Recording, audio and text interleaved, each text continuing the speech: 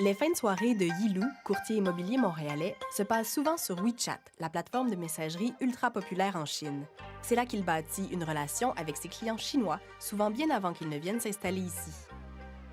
Ils me contactent peut-être 1 an, 2 ans en avance pour avoir un peu la situation économique ici, situation de l'impropriété ici, la valeur en moyenne d'un 2 chambres ou 3 chambres à coucher, un condo ou peut-être une maison et des écoles alentour de Montréal. Avec le temps, on développe une relation à cause que je suis la personne de confiance qui va donner des conseils pour s'établir ici. Et plus en plus, ils vont me faire confiance et me dire ce qu'ils recherchent. Juste pour donner une idée, c'est quoi le déroulement quand un client étranger, un Chinois étranger vient ici. Le client est arrivé peut-être un lundi matin et il repartait le mardi après-midi. Alors lundi matin, je pars avec eux, c'est un couple, un jeune couple, visiter des condos haut de gamme. Et en une journée, on a fini peut-être 5-6 visites et après ça, ils sont retournés en Chine. Ils me contactent par WeChat. On décide de la propriété, ils mettent une offre à distance, on finit tout le reste en distance. Des vols directs entre la Chine et Montréal, Vancouver qui taxe l'achat de propriétés par des non-résidents, les circonstances sont nombreuses à favoriser l'achat de propriétés dans la métropole par des investisseurs d'origine chinoise.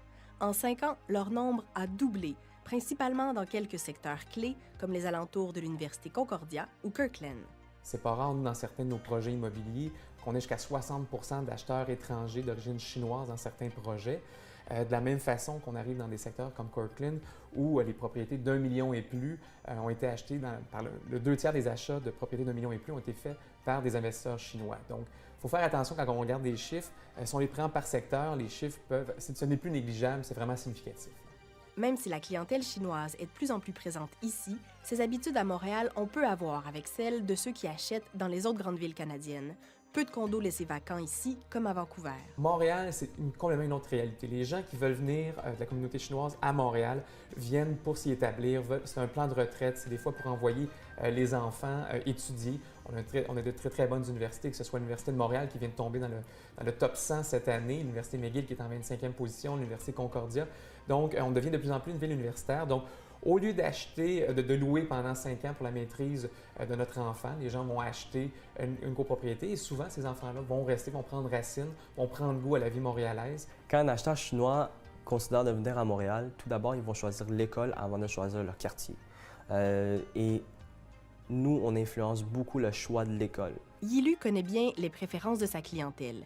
Il me fait visiter une propriété du Vieux-Montréal qui pourrait convenir à ses clients en raison de la disposition des pièces. Alors, la clientèle chinoise, ils aiment vraiment les propriétés qui sont plus des pièces carrées, rectangulaires. Et il faut penser aussi au Feng Shui. Et le premier critère du Feng Shui, c'est la porte d'entrée. À cause de la porte d'entrée signifie le tout dans la maison. Dès que l'énergie rentre, il doit avoir un mouvement naturel pour se rediriger vers toutes les pièces de la maison. Le but, c'est que l'énergie positive rentre dans toutes les pièces. Les critères qui viennent le plus souvent, c'est un appartement qui est pas trop funky. C'est un appartement très traditionnel.